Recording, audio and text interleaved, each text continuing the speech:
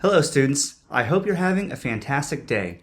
In this video, you'll be taking our second full TOEFL iBT listening practice test.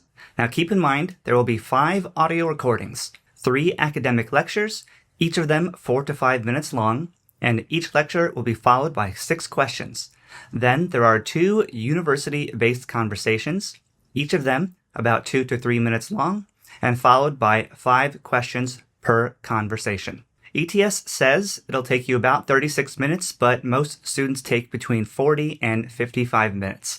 And don't forget to take detailed notes for each lecture and each conversation. Now, there will be a timer on your screen for each question, but keep in mind that on the actual test, you will be in control of your time. But for the purposes of this video, I want you to practice your timing. So you'll have 40 seconds per question. If you haven't already, I recommend you check out our complete TOEFL course video on YouTube, which gives you a detailed introduction to all 4 sections of the test. And if you're really serious about your TOEFL preparation, I suggest you take our online course, Unlock the TOEFL iBT Mastering the Test. It takes about 25 hours to complete and goes in depth into every part of the test. More details about the course are at the end of this video. And as always, click on the link in the description below if you'd like to download the PDF with answers and explanations for this test. Okay, students, without further ado, let's get started.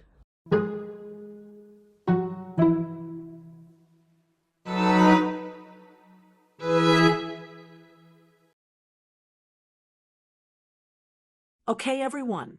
We've spent the last few sessions talking about the classification of clouds, cumulus, stratus, cirrus, and the atmospheric stability conditions that create them. But today, I want to shift gears and tackle a question that might seem simple on the surface, but is actually quite complex. How exactly do clouds release water? In other words, how do we get from a fluffy cloud floating in the sky to actual raindrops falling on your head? You might think, well, gravity just pulls the water down, right? But it's not that straightforward. First, we need to remember that clouds are made of microscopic water droplets or ice crystals. These things are tiny, about 10 to 20 micrometers in diameter. To give you some perspective, a typical raindrop is about 2,000 micrometers. You would need to combine roughly 1 million cloud droplets to make a single raindrop heavy enough to fall to the ground without evaporating. So the big question is, how do these tiny droplets grow that big? It starts with something we call cloud condensation nuclei, or CCNs. These are tiny particles in the air, dust, salt, smoke, that water vapor condenses onto. Without these particles, you'd need a relative humidity of several 100% for droplets to form, which basically never happens in the real world. Now, once we have droplets, there are 2 primary mechanisms that turn them into precipitation. Which one occurs depends largely on the temperature of the cloud. The first mechanism is called the collision coalescence process. This happens in warm clouds where the temperature is above freezing throughout the cloud. This is typical in the tropics. In these clouds, some droplets form on giant condensation nuclei like large sea salt particles and get bigger than their neighbors. As these larger droplets fall, they collide with smaller, slower droplets in their path. If they collide and stick, that's the coalescence part, they grow larger. As they get bigger, they fall faster, sweeping up even more droplets. It's a snowball effect, or I guess, a raindrop effect in this case. But most of the rain that falls over the United States and mid-latitudes comes from the second mechanism, which happens in cold clouds. This is the Bergeron process, named after the Swedish meteorologist Tor Bergeron. In cold clouds, you have a mix of supercooled water droplets, liquid water that is below freezing but hasn't frozen yet, and ice crystals. Here's the fascinating physics part.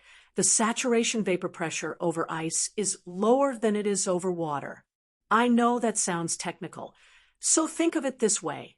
Water molecules are more attracted to the ice crystal than they are to the liquid droplet. So the water molecules literally evaporate from the liquid droplets and deposit onto the ice crystals. The ice crystals grow at the expense of the water droplets. Once these ice crystals get heavy enough, they fall. As they fall through warmer air near the ground, they melt and become rain. So believe it or not, even on a hot summer day in the Midwest, that rain likely started its journey as snow high up in the atmosphere.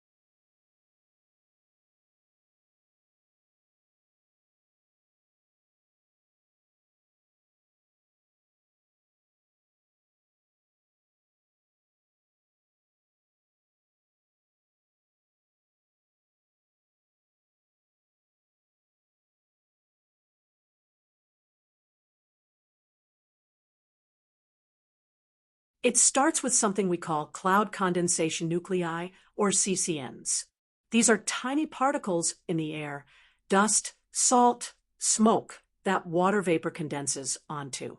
Without these particles, you'd need a relative humidity of several 100% for droplets to form, which basically never happens in the real world. It starts with something we call cloud condensation nuclei, or CCNs. These are tiny particles in the air, dust, salt, smoke, that water vapor condenses onto. Without these particles, you'd need a relative humidity of several 100% for droplets to form, which basically never happens in the real world.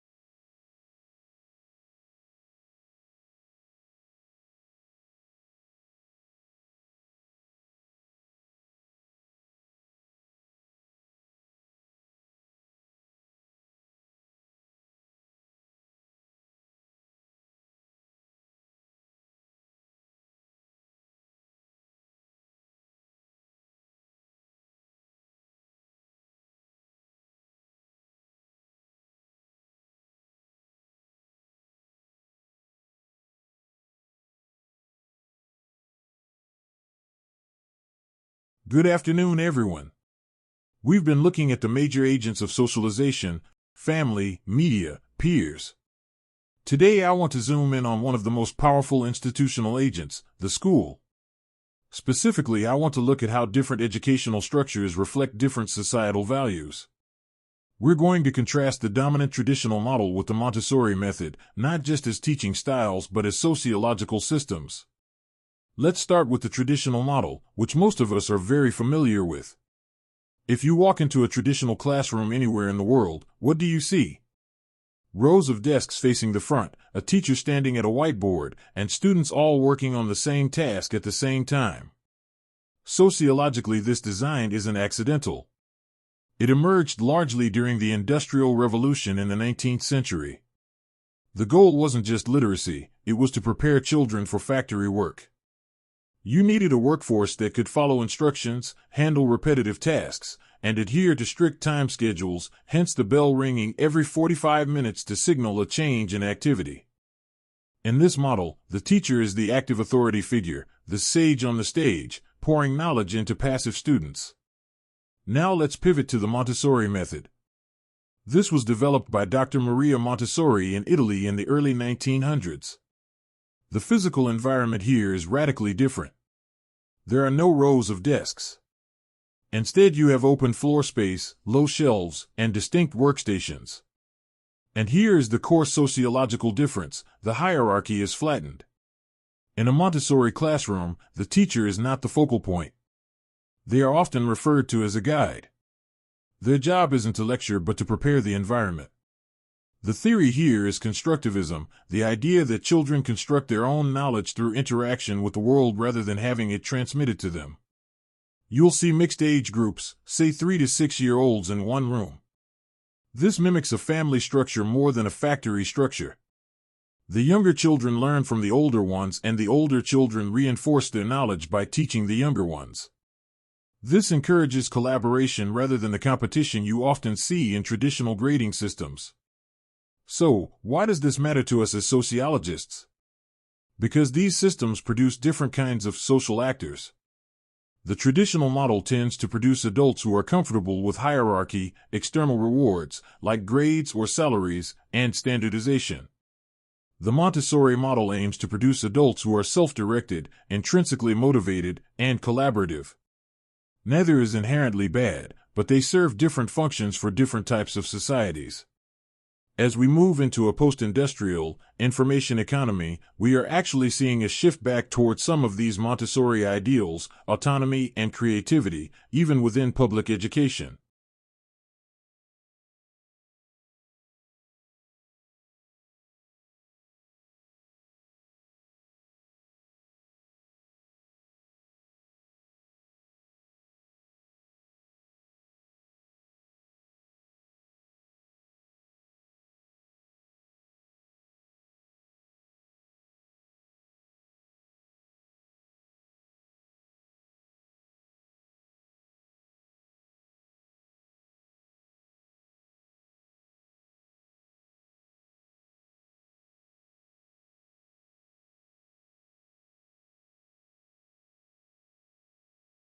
Rows of desks facing the front, a teacher standing at a whiteboard, and students all working on the same task at the same time.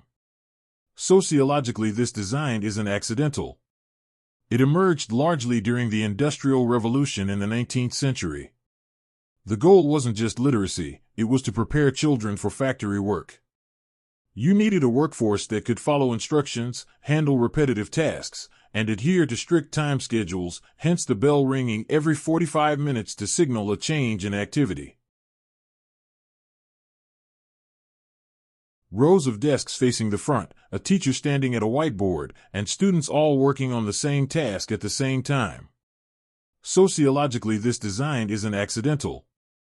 It emerged largely during the Industrial Revolution in the 19th century. The goal wasn't just literacy, it was to prepare children for factory work.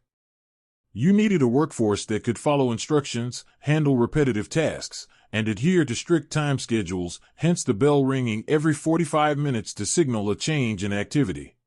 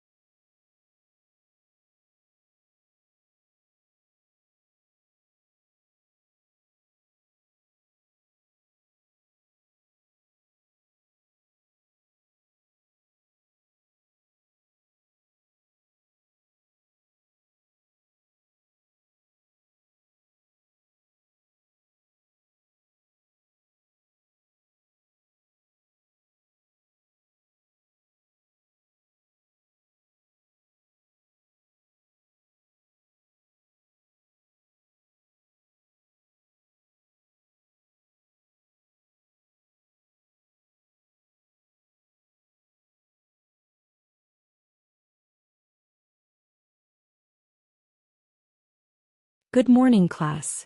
When we look at the history of art, we usually talk about paint, marble, or bronze. But today I want to talk about a moment in 1839 that completely changed how humans represent reality. I'm talking, of course, about the invention of the daguerreotype. Now it's important to understand that the invention of photography wasn't a single, eureka, moment by one person. It was a race. But the man who crossed the finish line first, at least in terms of public recognition, was Louis Daguerre in France. Before 1839, if you wanted a picture of yourself, you had to hire a painter. This was expensive and time-consuming. Only the wealthy could afford to be remembered. Daguerre changed that. So what exactly is a daguerreotype? It's very different from the photos you have on your phone, or even the film photos your parents might have taken. Technically speaking, a daguerreotype is a direct positive process. Here is how they made one. You take a copper plate and coat it with a thin layer of silver. You then polish it until it looks like a mirror. Seriously, it has to be flawless. Then you expose this plate to iodine fumes, which makes the surface light sensitive. You put it in the camera, expose it to light, and this is the dangerous part. You develop the image over hot mercury vapor. The result is a highly detailed image on a metal surface. Because it's on silver, it has a magical reflective quality. Depending on how you hold it to the light, it shifts between a positive image and a negative one. But there were significant limitations to this technology. First, there is no negative. In modern film photography, or 20th century photography, you have a negative strip that allows you to print thousands of copies of the same photo. The daguerreotype is a unique object. If you have a daguerreotype of your great-grandfather, that is the only one in existence. It cannot be reproduced. Second, let's talk about exposure time. Early on, the plate had to be exposed to light for several minutes, sometimes up to 15 or 20 minutes. Imagine sitting perfectly still for 15 minutes. You can't smile because holding a smile for that long causes your facial muscles to twitch, which would blur the photo. This is actually why people in old 19th century portraits look so serious or grim. They weren't necessarily unhappy, they were just trying not to move. To help with this, photographers actually used iron head clamps, hidden behind the subject, to keep their heads rigid. Despite these drawbacks, the daguerreotype was a sensation. It was called the mirror with a memory. It democratized portraiture.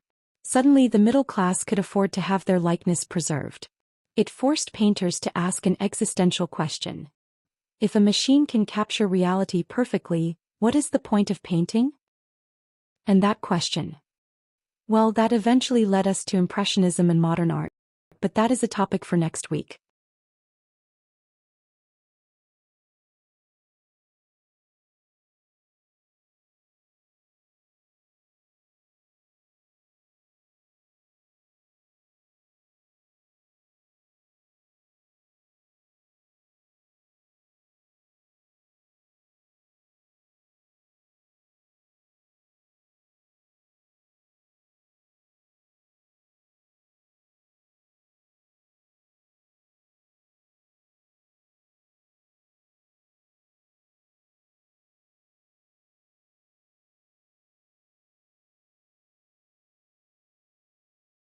First, there is no negative. In modern film photography, or 20th century photography, you have a negative strip that allows you to print thousands of copies of the same photo. The daguerreotype is a unique object. If you have a daguerreotype of your great-grandfather, that is the only one in existence. It cannot be reproduced. First, there is no negative. In modern film photography, or 20th century photography, you have a negative strip that allows you to print thousands of copies of the same photo. The daguerreotype is a unique object. If you have a daguerreotype of your great-grandfather, that is the only one in existence. It cannot be reproduced.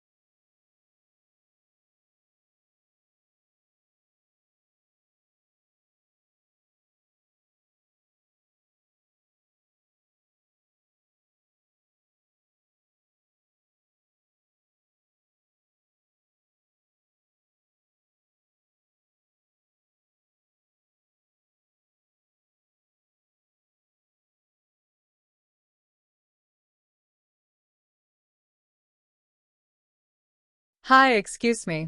I was told to come here to ask about room assignments. I'm a transfer student. I'll be starting next semester, and I'm a little overwhelmed by the options on the website. You're in the right place. Welcome to the university. I know the website can be a bit dense. Do you have your student ID number? Yes. It's 809442. Okay, I see your profile here. Since you're a transfer student, you actually have priority status for on-campus housing, which is great. Have you thought about what kind of environment you prefer? Well, that's the thing. At my old school, I lived in a really loud dormitory, and it was impossible to study. I'm a chemistry major, so I have a lot of lab reports to write. I really need somewhere quiet. Also, I prefer to cook my own meals if possible. The dining hall food isn't really for me. I see. Okay, knowing that, we can probably rule out the freshman quadrangles. Those are traditional dorms.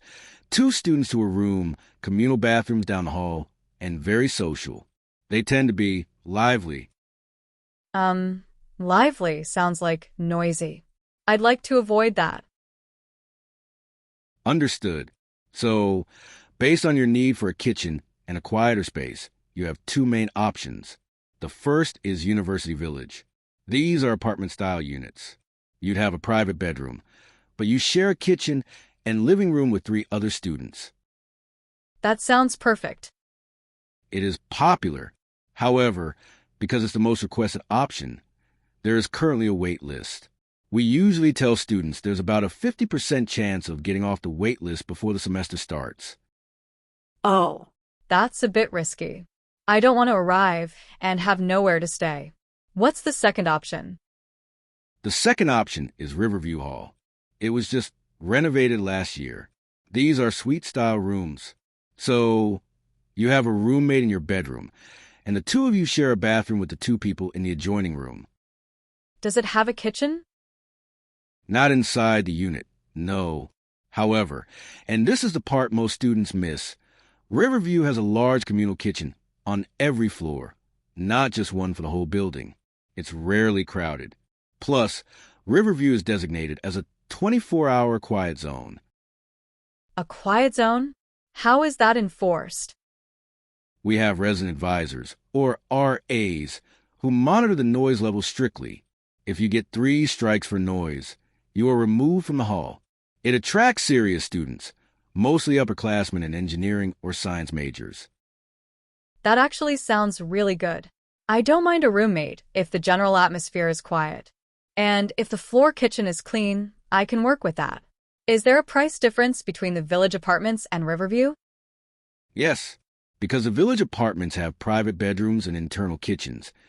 They are about $800 more per semester than Riverview. Okay. I think Riverview is the safer bet for me. I'd rather secure a spot now than gamble on the waitlist. Smart choice. I can tag your file for Riverview right now. You just need to log into the portal tonight and pay the housing deposit to finalize it. I'll do that tonight then. Thank you so much for your help today.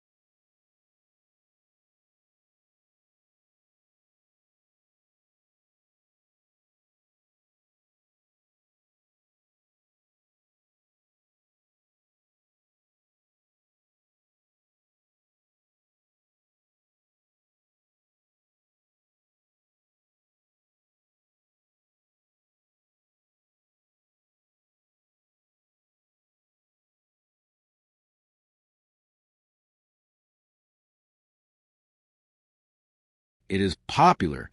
However, because it's the most requested option, there is currently a wait list. We usually tell students there's about a 50% chance of getting off the wait list before the semester starts. Oh, That's a bit risky. I don't want to arrive and have nowhere to stay. What's the second option?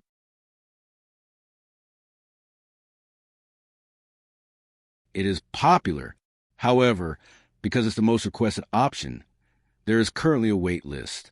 We usually tell students there's about a 50% chance of getting off the wait list before the semester starts.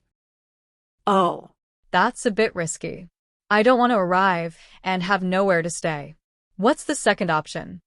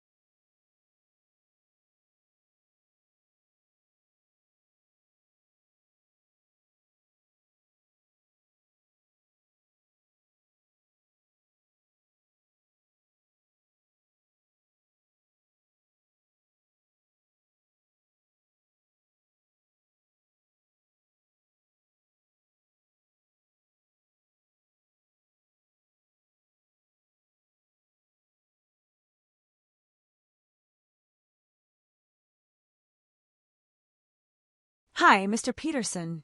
Do you have a minute? I'm having a really hard time with the online registration portal. It keeps giving me an error message, and my registration window closes in 2 hours. I'm starting to panic a little. Take a deep breath, Sarah, and have a seat. The system can be a bit finicky during peak registration times. What specific error message are you seeing? Well, I'm trying to sign up for Modern European History. It's History 405, but every time I click Add, it says restriction error, prerequisite not met. But that doesn't make sense. I took Intro to European History last year and got an A. Let me pull up your transcript on my screen. Hey, I see History 101. You definitely completed that. I see the issue. Is it a computer glitch? Not exactly. History 405 is an upper division seminar. While you did take the introductory course, the department recently updated the requirements. You now need 2 lower-level history classes before you can take the 400-level ones. You're missing History 201. Oh no. Seriously? That wasn't in the catalog when I arrived here. Does that mean I can't take the class? I really need it for my minor. Well, usually the computer is strict about this. However, since you are a senior and the requirements changed after you declared your minor, we might be able to get an exception. That would be a lifesaver. I can't do it from my computer, though. You'll need to get an override permission code directly from the professor, Dr. Evans. If you email him and explain that you're under the old catalog requirements, he should be willing to sign you in. Okay, I'll email him right now. Just make sure to put registration urgent in the subject line so he sees it quickly. Now, looking at your schedule, if you get into that class, that puts you at 18 credit hours for the semester. Yeah, I want to graduate a semester early, so I'm trying to stack my schedule. I see. Look, frankly, I wouldn't recommend that. History 405 is a writing-intensive course, usually a 20-page paper at the end.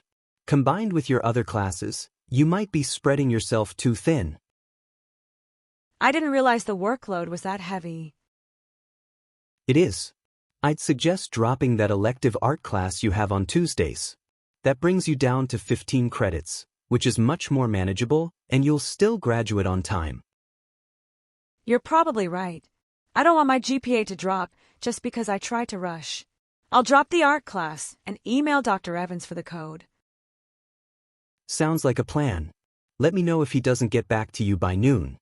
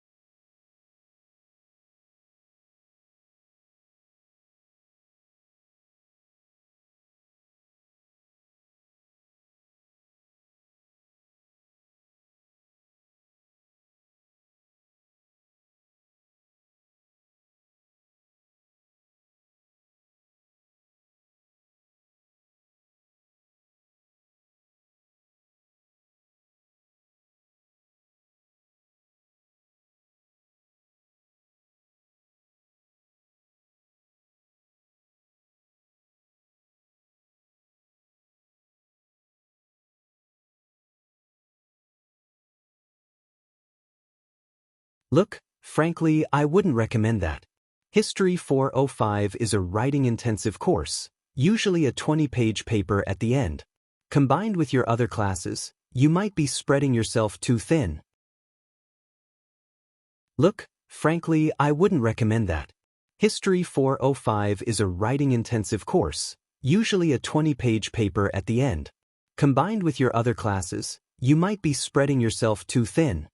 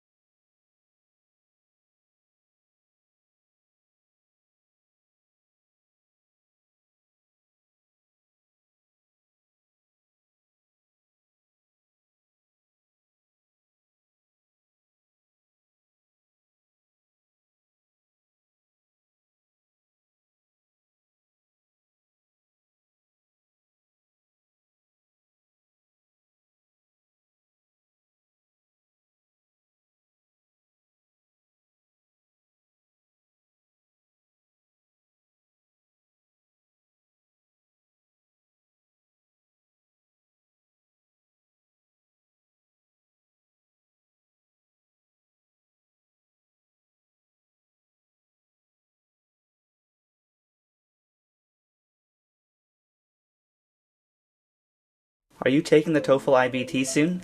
Then I invite you to take our course. Unlock the TOEFL iBT Mastering the Test online preparation course. It's a fully online, self-paced course that comprehensively prepares you for every section of the TOEFL iBT. It has engaging readings, expert video lessons, interactive quizzes, proven strategies, hundreds of practice questions, 2 full-length online practice tests, and individualized feedback.